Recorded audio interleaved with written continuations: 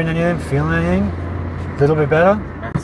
Next, in this video we're going to be checking out why this Mazda is making a bunch of brake noise. He just got it back from a few different shops, doesn't know what's going on, so let's have a look. Alright, so jack it up, have a listen, see if there's any playing like the wheel bearing or anything. Straight up, doesn't look to be. Look for if there's any obvious marks of it scratching or fouling on anything. And he did show me the sound. It was on the other side though. Don't really see anything yet.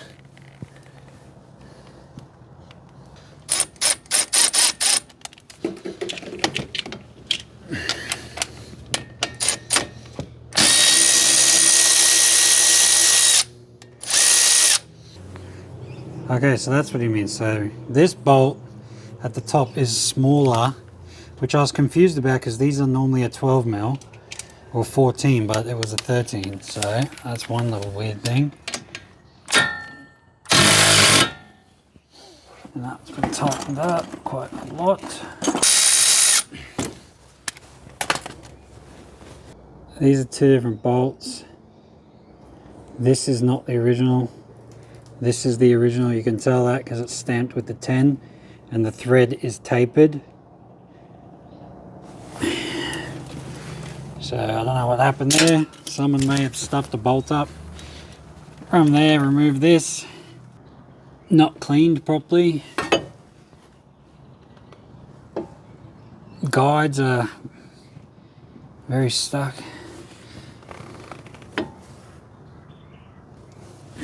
See how stiff this is? This also, it's very unusual to have two rubbers on the caliper mounting bracket. Because this top one's extremely stiff.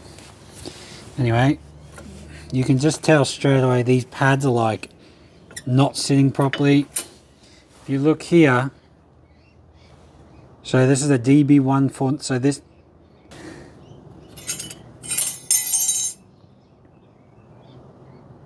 so these are a DBA brand. And what they've done is they've pulled off these backing plates because they thought maybe this was the problem, but it's not. There is an inner and outer. It looks like it's been installed somewhat correctly, but I don't like that being up there. This should be down there. So that's one thing there. And I am curious why it has two rubbers on each of the slides when it shouldn't really do that.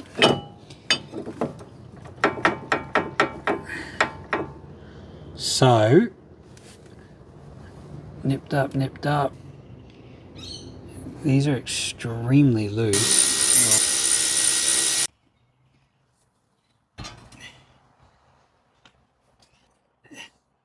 As suspected, this does not have a rubber boot. Something's going on where that slide has been replaced with the one with the rubber on it, because something happened to this slide. See how this one's got rubber and no rubber? Generally speaking, one of them has no rubber at the top, one has it at the bottom, but for some reason that side has two. The issue with that is it creates quite a bit of tension, but oh well.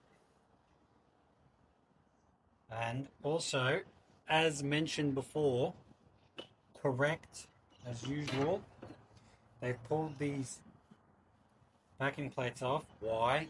Because they didn't know what the fuck was going on, so they were just throwing anything at it and hoping something would work. So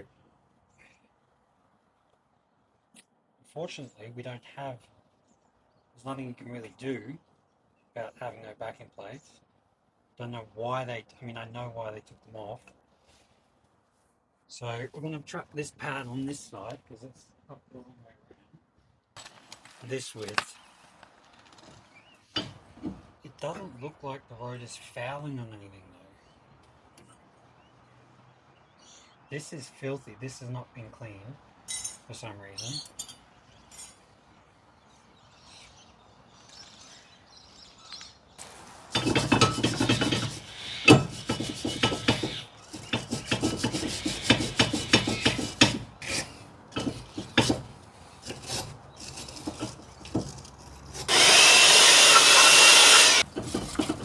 This is why I always say you have to clean everything. Because if you don't, shit happens. While we're here, we'll just double check all the bolts are actually tight. Yep. Yep. From there, clean the rest of this. This clip is not in correctly and it's been bent. A little bit of a clean with some brake clean. Spray it down. Wipe it down. Wipe where it actually goes in. These are clean enough to be reused. Now, again, we don't have the backing plate. It's a little bit annoying. We can rectify this a little bit because the problem is the piston will stick into the back, and if it doesn't have that metal backing plate, eventually when it does, and you can tell they try to shave the edges down here, but when you install a brake pad, it must go in like this. You can tell between each side the way the wear pattern is going. This side is somewhat flat, but this side is not. But it will wear itself correctly unless they ground that shit off, which is actually a possibility. Fuck me dead. Hack job. Alright. Now this can move, which is what we want. As you can see, there's been no grease applied to this. Let's go ahead and fix that. Small film. Uh-oh. Put this in here. Chuck some grease on this.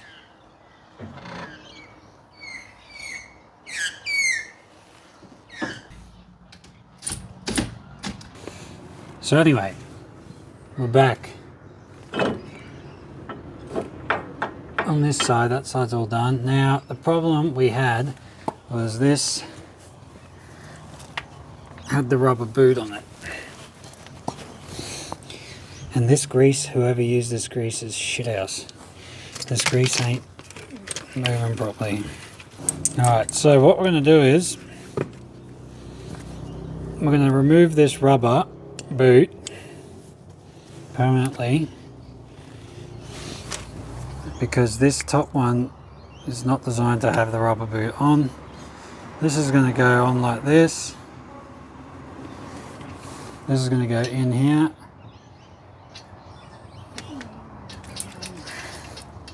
It's going to move around freely now. Same thing with this.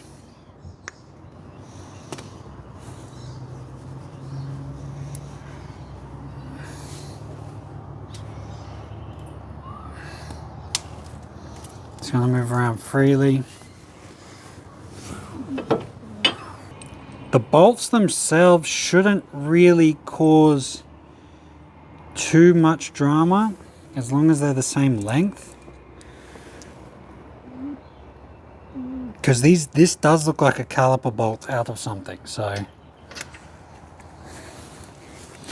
Anyway, again, we don't have a backing plate on this, but what can you do?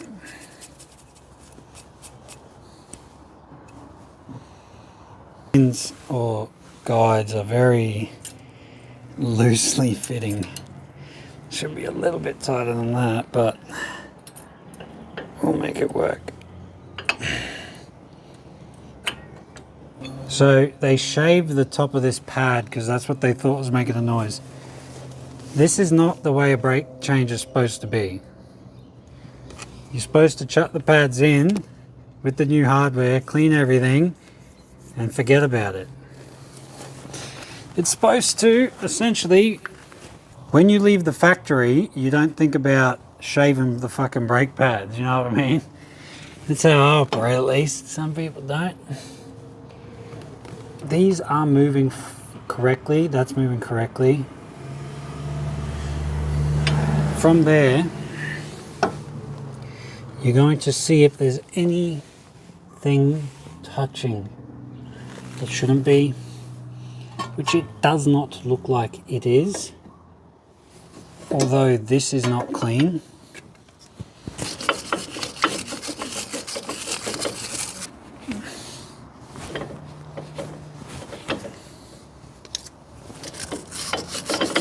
So we're going to be chucking the bolts we got out of each slide back in.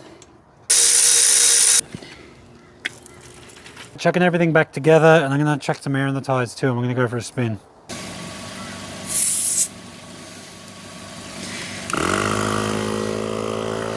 Going for a spin, trying to work out if we can hear any immediate difference, if it's better, if it's worse. We'll find out in a sec.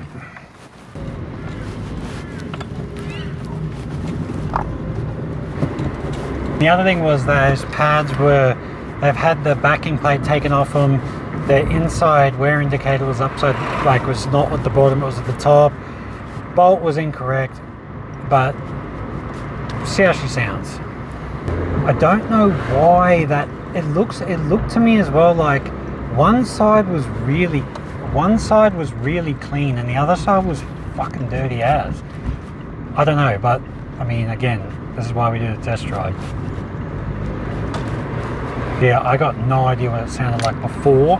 We went for a drive, we heard a little bit of a squeak, I think, but at the end of the day, it's like I say, as long as the customer's happy, I'm happy, and he's test driving it now, so we don't fucking play guessing games.